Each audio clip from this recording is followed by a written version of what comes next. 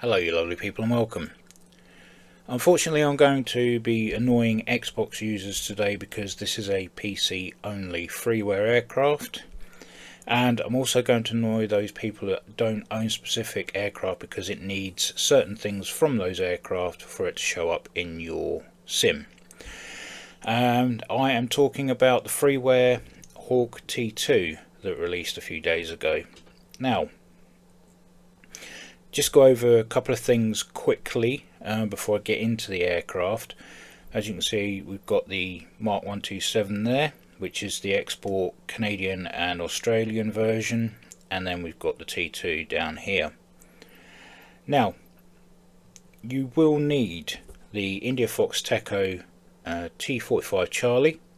That is because this freeware uses the cockpit for the front and rear as the cockpit in the T2. Now, that may annoy some people because it's not immersive, it's not right for the version, but we're getting a free Hawk T2, so can't complain. And you also need a Just Flight Hawk Mark 1 for sounds for the Adore engines. So downloading this from flightsim.to, you will get a folder that you can either manually install everything, in which you'll have to maybe change a few XML files around, or you can do the instant installer, which should do everything for you. All of that is included, and also a paint kit if you are able to make liveries in the way that Flight Sim do their liveries. So let's just go over some of the features quickly. So there's 8K textures, custom animations, a custom HUD, believe it or not, which I can vouch is very good. Functioning drag chute, and that's for the 127. I don't think the T2 has a drag chute as far as I'm aware, but the 127, it definitely works for that. Custom lights, custom loadout. Yes, we get pylons, GBUs, AIM-9s, acquisition rounds, Aiden gun pod, and external wing tanks. Custom flight model tested and approved by multiple well-known developers. Custom effects like wing vapor. Uses the Asobo military pilots or Don Fanucci's Great RAF Pilot mod, which I've not looked into just yet. So with the with 127, if we go into liveries, we get the Royal Canadian Air Force CT155 anniversary scheme, which is very similar to the Hawk T1's 100 Squadron scheme of quite a few years back. Then we've got the Royal Canadian Air Force CT155, just as is. Then we've got the Royal Australian Air Force Hawk 127 76 Squadron. Then we've got the 79 Squadron Mark 127 Royal Australian Air Force. And then we've got Royal Australian Air Force Hawk 127 Primer. We come back to aircraft selection, come into the Hawk T2, go to liveries. Now there is as this is a freeware for PC and the PC users can access these files, I'll mention this as well. There are 2 packs. There is a 25 Squadron livery set, and there's also a 4 Squadron livery set. So I've got more liveries in this pack than what actually comes with it as standard. But with the RAF, we get the RAF 4 Squadron 100 anniversary. We just get the 4 Squadron. We get a 25 Squadron, which I believe is this one just here, unmarked, and we also get the RAF primer, and as well as the BAe demonstrator there. All the rest of these are part of the 4 Squadron and 25 Squadron pack. So for this flight I will use, I'm going to go with 25 Squadron simply because a link of the of an airfield not too, or an old airfield near me where 25 Squadron used to fly Javelins from, so I'll just go with 030, and I'm just going to do the cliche flight of taking off from Valley, working my way down to Mach loop, do a loop, come back up and land. So simple as that. So what I'm going to do is park on this side of the apron, 25 Squadron, and get into the cockpit. Okay, so nothing really to show you in the cockpit. It is the IFE T-45 Charlie, but if we go outside you can see the beautifully modelled T2. I mean, this thing just looks fantastic, it really does. Excuse the pilots there on the steps, but yeah, this thing really does look the part. Just absolutely brilliant. It's something that I know I've been waiting for a long time in flight sim. The T2 obviously being the variant to learn on in the RAF. More powerful than T1, can carry a lot more, and obviously not a fan of the advanced avionics, but you know, in the real thing there's 3 MFDs and all the startup and radios and things are all different. But I think having the T-45 Charlie's cockpit as an interim, sort of between the two, is not a bad thing, to be fair. And it's nice to have the T2 in sim now. So let's have a look at loadouts. Now the ventral fuel tank is on as standard. Even if you reduce the fuel, it stays there. External fuel in the external tanks which aren't there, they don't appear when dragging the volume meter here. You actually have to add the external tanks for them to show, and then the fuel separately. So let's work our way down. So let's do the fuel tanks. So 67, and then delete the 0, enter. Okay, so now we've got 3 bags on the aircraft. You won't really, oh, there we go. There we go. So if we're doing a very long flight, we can fill all of those all the way up to 100. Obviously a ferry flight of some sort. So that's nice that we have the extended range of that. So 0, take them off. Now wingtip rails, obviously you can't just slap an AIM-9 onto the wingtips there, so we need some rails for the missiles to sit on. So delete that, and there we go. We have ourselves some, I don't know what LAU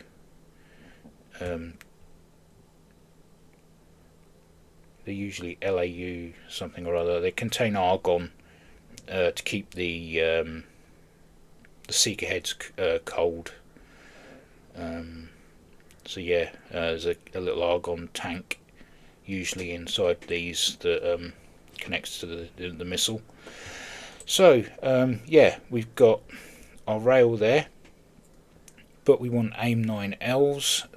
So if we do, I'm not sure, is this left or right? Hoping this is going to be the right hand side. So let's do 188, delete, enter. There we go. We have ourselves an AIM-9L on the rail, looking very good. And we've got the brown ring on there, designating that as a live round. We can do the same with the other side, obviously. And then we've got AIM-9LAR, which I'm guessing is an extra rail to go in there. So let's do 150.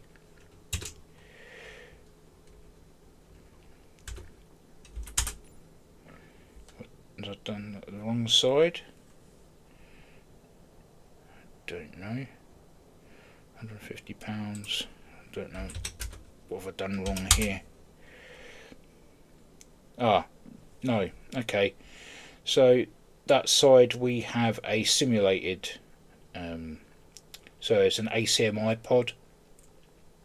So you can do simulated air-to-air combat. And if I'd looked properly, you would see that you've got purple rings on this AIM-9. So that's similar to what a Cap 9 would be. It looks like an AIM-9, but it doesn't fire and goes with the ACMI pod. So that's nice to have. And then we've got the choice of adding GBUs. So 1, 2, up to 4, which is pretty hefty, I will say, for a Hawk. So yeah, you've got what would be live AIM-9s on the wingtips. Pretty much a leading fighter, basically.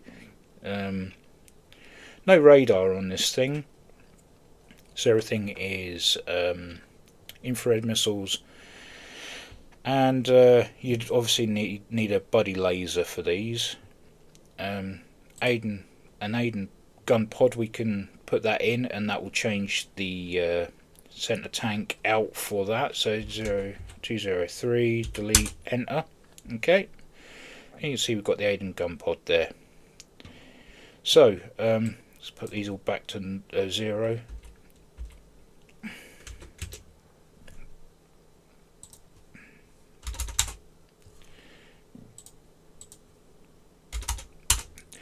Now I will say, the one at the bottom there, it says remove before flight tags.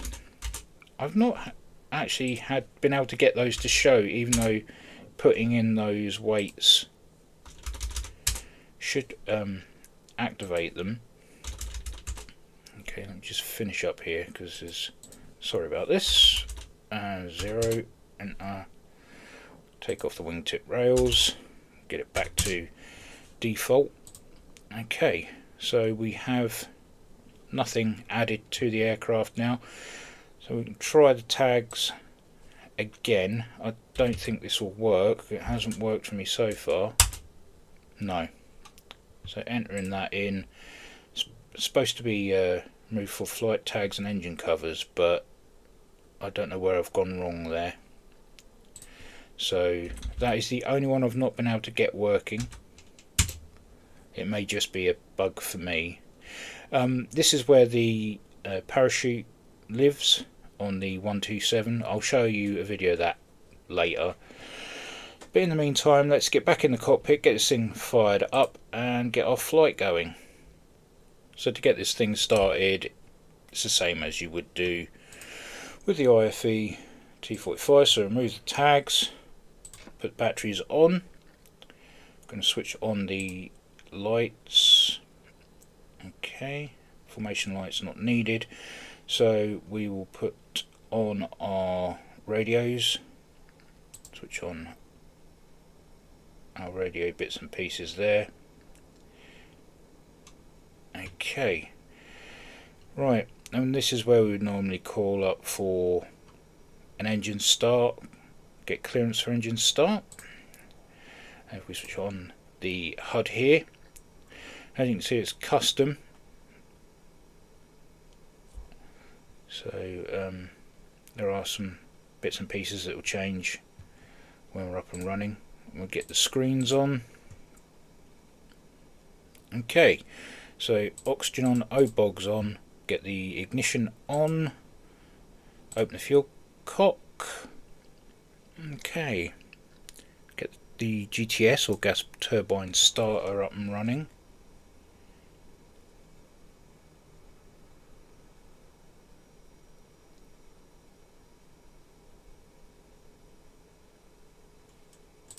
activate the seat.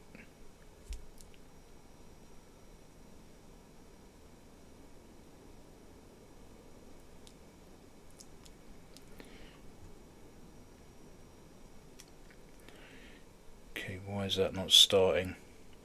We need to lift the ladder up as well. Ah, there we go. GTS is lit up, so we're good to start. So GTS is basically like a small APU. Draw the power from that to start the engine, and flick the start switch. Clear the master caution. Stick on ADI there, HSI there. Okay, and we've got engine winding up. Stick generator on once the engine's running. Sort of forward slightly. Get that fuel flowing. And we've got a good start on the engine. Stick the generator on.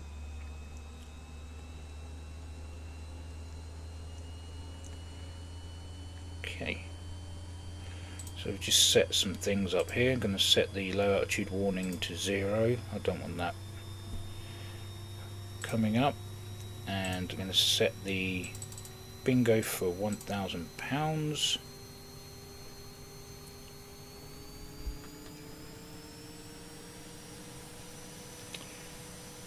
Okay, clear the master caution again. Reset the hydraulic gauge there, so we clear that. Parking brake is on, canopy is open, so we can close the canopy. You've got nose wheel steering in high. If we press the nose wheel steering again, that will switch over to here, which means it's not engaged. So flick that back over into the green. Right, okay, so we can now switch on taxi lights and make our way to the end of the runway. So, parking brake off. Okay, I'm going to put the flaps up.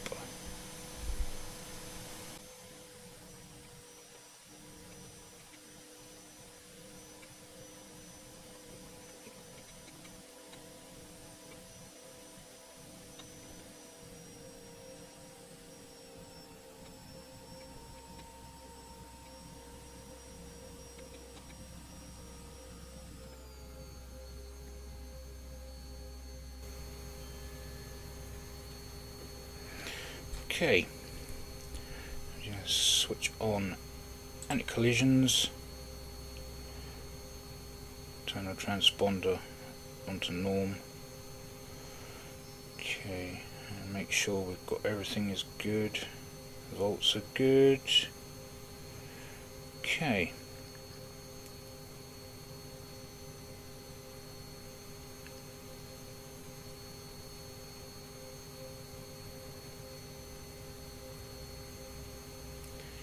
Okay, let's roll. Set flaps for takeoff.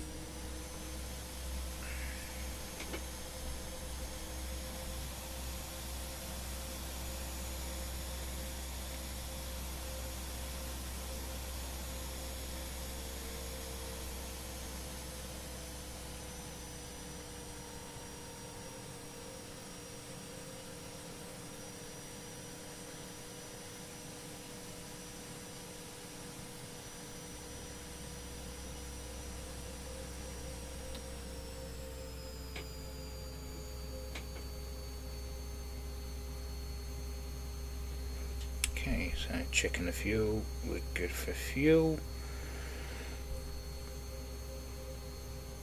Okay, let's do this. So, spooling up. Brakes off, full throttle.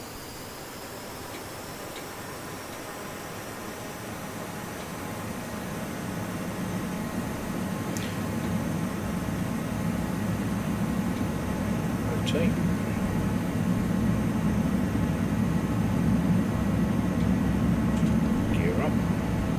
Flaps up. Okay, let's throttle back. Don't want to be shooting to the moon. pretty powerful engine in the T2, so don't need too much throttle. A bit misty today. So yeah, you hear those lovely Just Fly It Hawk T1 sounds, which really go well with the whole thing.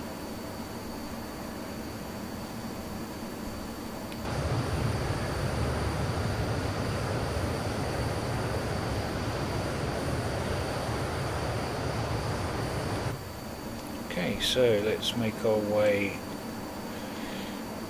into Snowdonia.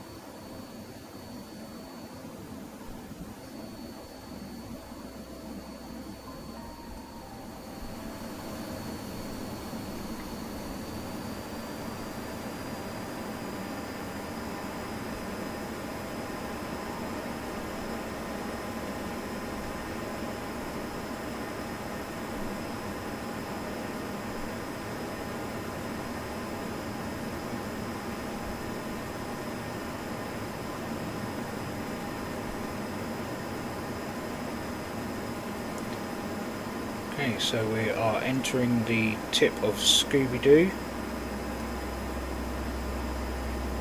His ear there. Into his hang a left and come down, back down by Lake Bala. I can't pronounce the Welsh, so I'm not going to try and butcher it.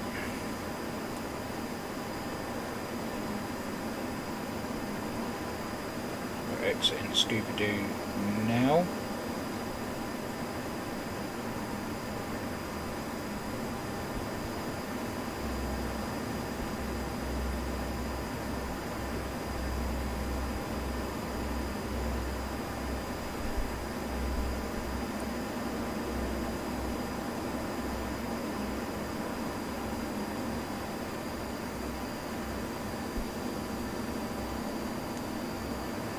Go down Lake Bala.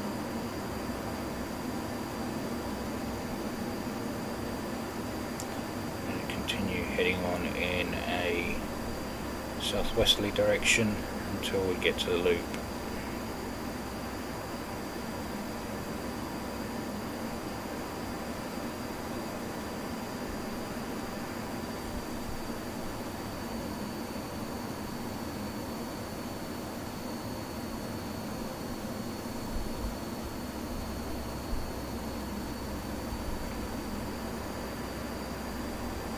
You can see on the HUD, we've got RFV TAC at the bottom there. Just shows that the custom HUD is showing. We've got our rad out there at the bottom. Sometimes it tucks below, so you just have to sort your positioning out every now and then.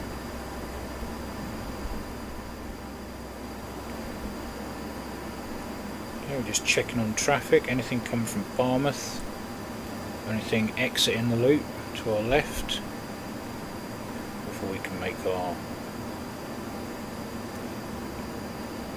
light into it.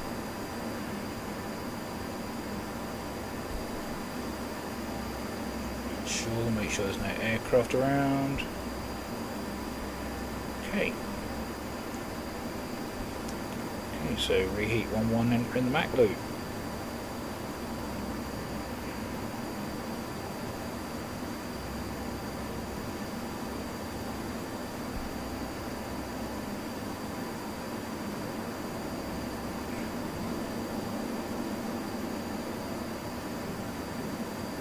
Keep to the left, to the right, sorry.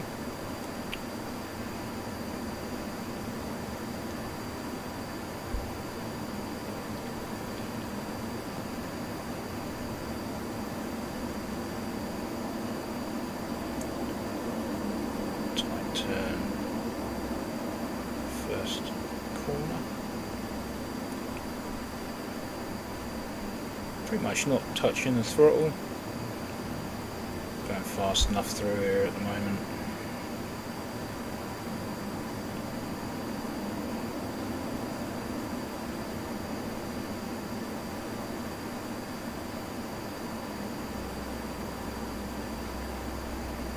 Coming up to Mechanics. Bit of a sharp turn here to the left. So start turning in now.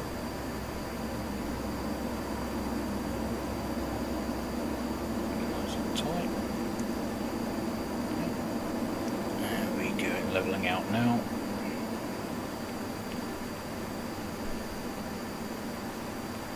Get nice and low, around about 200 foot.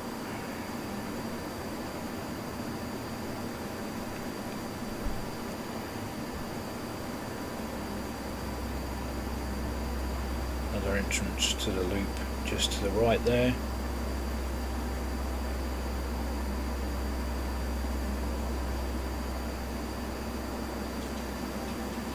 Good.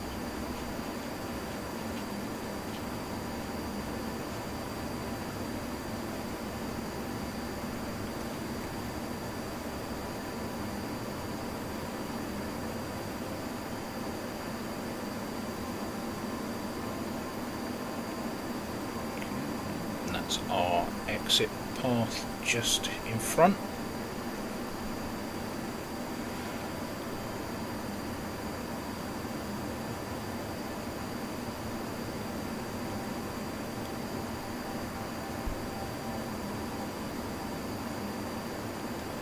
The name of this village or town here is Dorgaloo,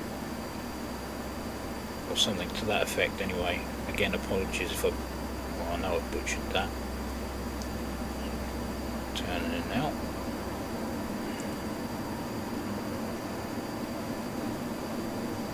Leveling out.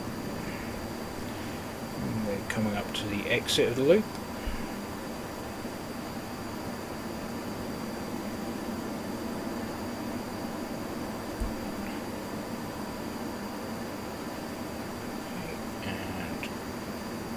Exit.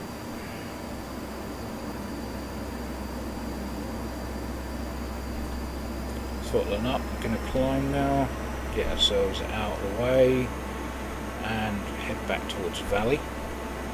I believe it's 21 X-ray, so rotate this up. 21 X-ray, okay, so X, okay, and hit TACAN. Okay, we've got showing there, off the nose, throttle back, we're going to level out and do a high level transit back.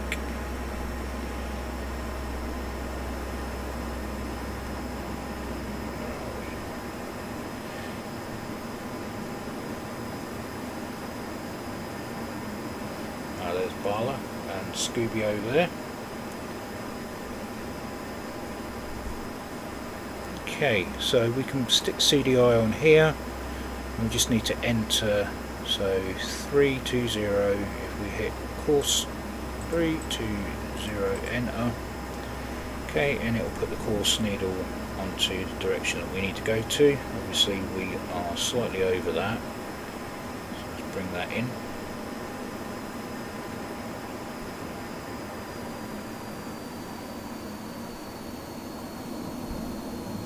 the handling of this this aircraft is absolutely fantastic. It really is. They've done superbly coding this.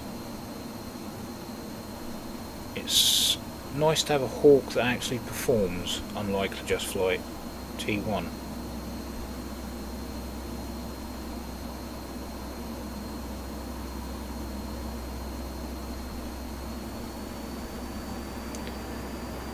Keep it around about 5,000 feet, I think.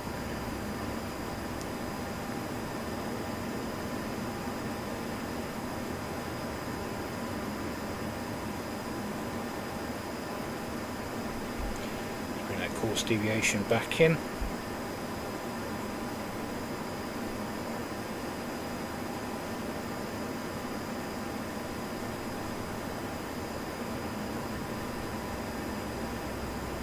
Let's roll back a little bit. Don't want to be doing more than 400 knots really.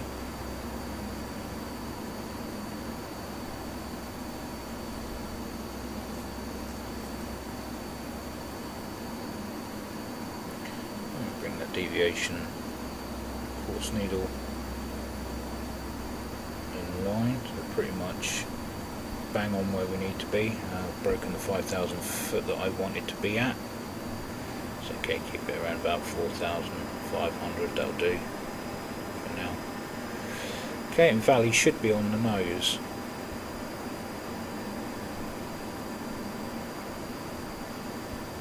And it trims out quite nicely as well, this aircraft.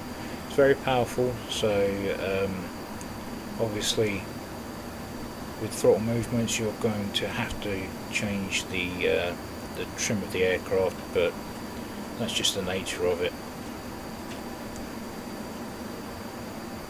You can see I haven't quite got it there.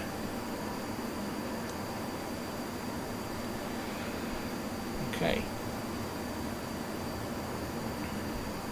Also enter the ILS of Valley as well, not that I'm going to be really using it.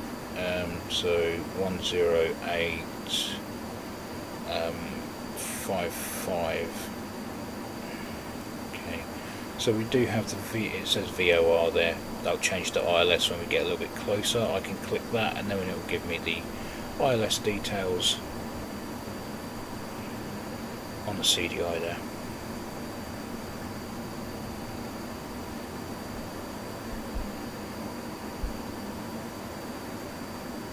Not that I'm going to be really using the ILS to bring myself in, because the ILS at Valley is way off, but it's just to show you what you can do in this. If you aren't an owner of the IFE T45 and would like to get the T2, then obviously this is what I'm trying to show you, the little extras, but the majority of people do own the T45, as it is actually quite a decent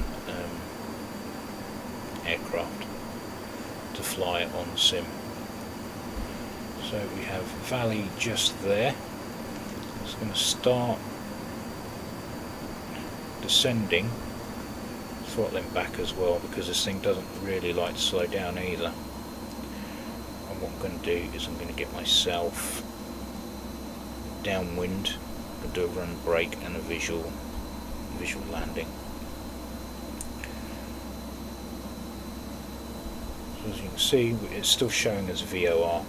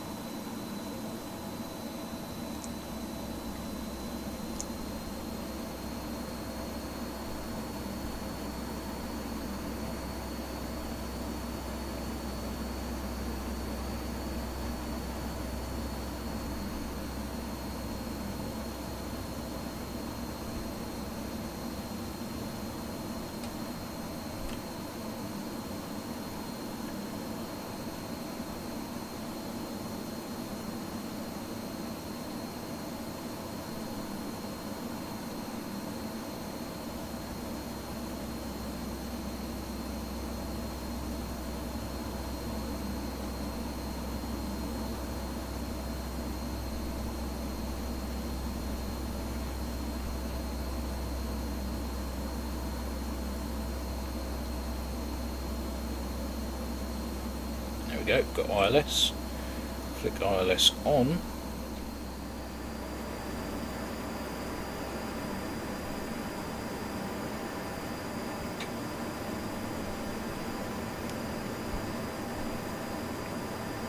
Okay. So, centre field. Brake, brake, go.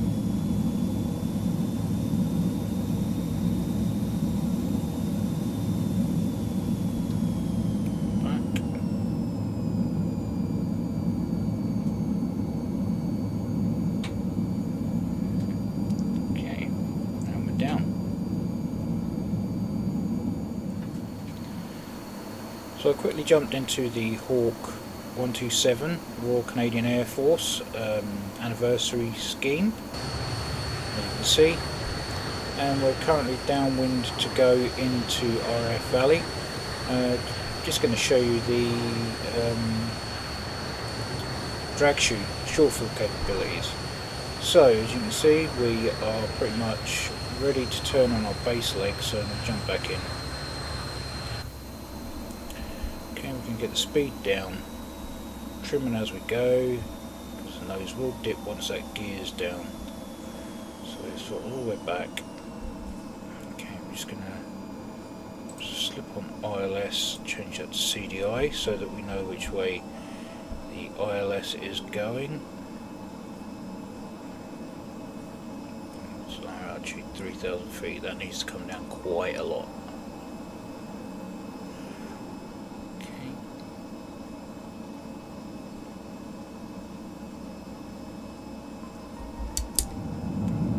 Air brake. See, we've got our air brake symbol there. Let us know that it's down. Okay, we can now bring our gear down. Air brake system up. We're going to trim up again. Get our first stage of flap down. Start turning in. Make sure our landing light is on. Throttling up slightly. Drop the flaps again. Once we are on finals, I'll drop into landing flap configuration. You can see we are within the E bracket at the moment, so I'm just going to trim up ever so slightly, get that in a bit more. Okay, so we're going to stick the landing flaps all the way down. Bit of a whistle when that happens.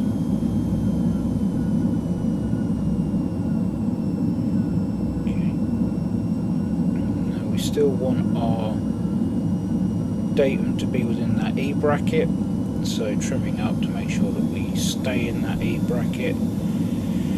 Checking on our vertical speed, making sure we're not losing too much height, and making sure that we have our AOA indicator set up nicely.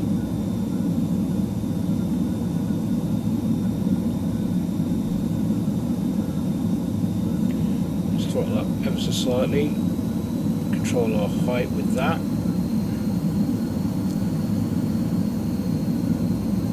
Okay, drop that again, just keeping us nicely so we don't end up dropping like a stone. Okay, I'm going to start using the rudder, bring the nose on.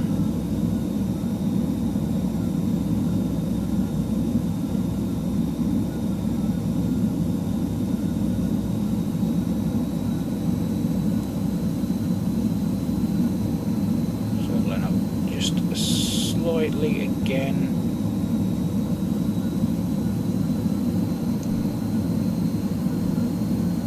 Pappies are telling us that we are way too low, but doesn't matter too much here.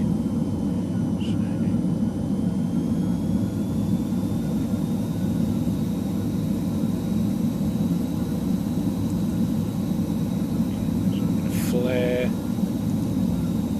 sort of right back, a little bit of a bounce there, jump outside, going to get that, stream that parachute, so throttle all the way back, reverse thrust on,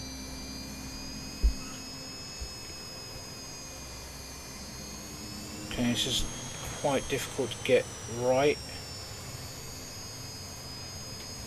so there we go. Oh, it streamed for a second there. It's the only issue that I'm having with this. Speed up again. Hopefully we won't run out of runway.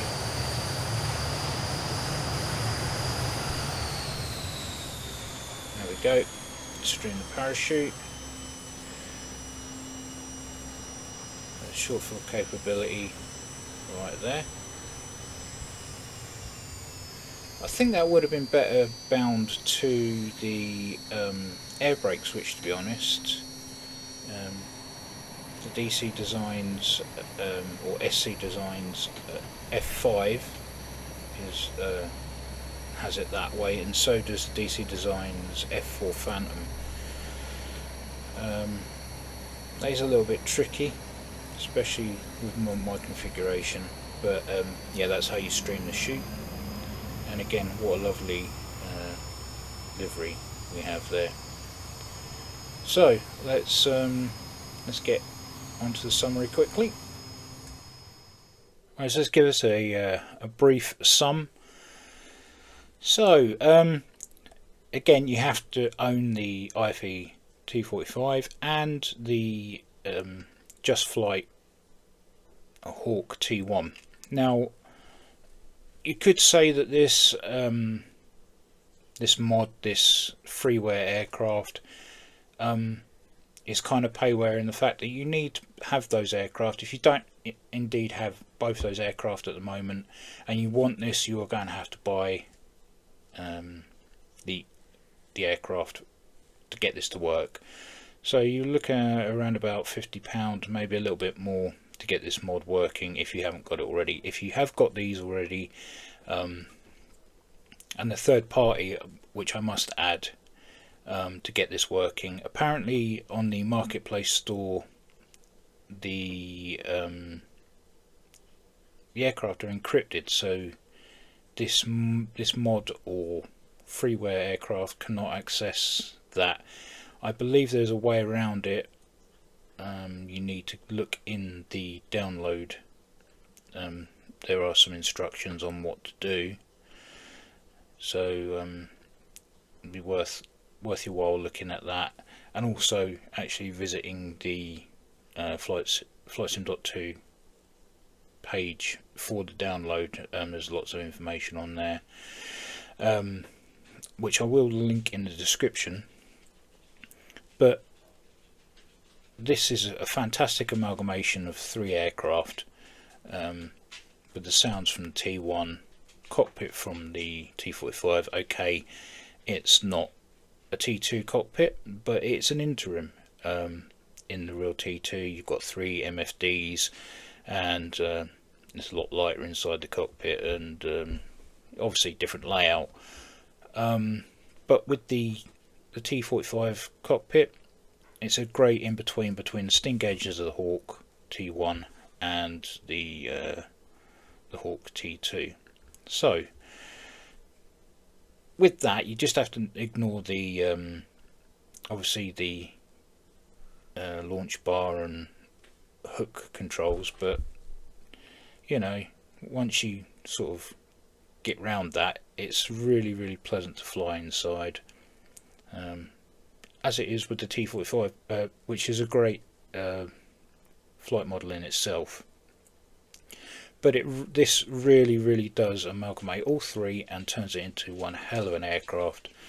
Performs really well, handles really well, sounds great, looks great, and it's free, absolutely free. Unfortunately, Xbox users won't be able to you know, use this themselves, which is a bummer. But but yeah, they're absolutely fantastic. So, but there is hope on the horizon. I've heard two different rumours. One is that a virtual cockpit will be made to add to this mod, so PC users, we could get a proper looking T2. And then the second rumour, which is even better, which I've got my fingers crossed and hoping this could develop further into its own standalone.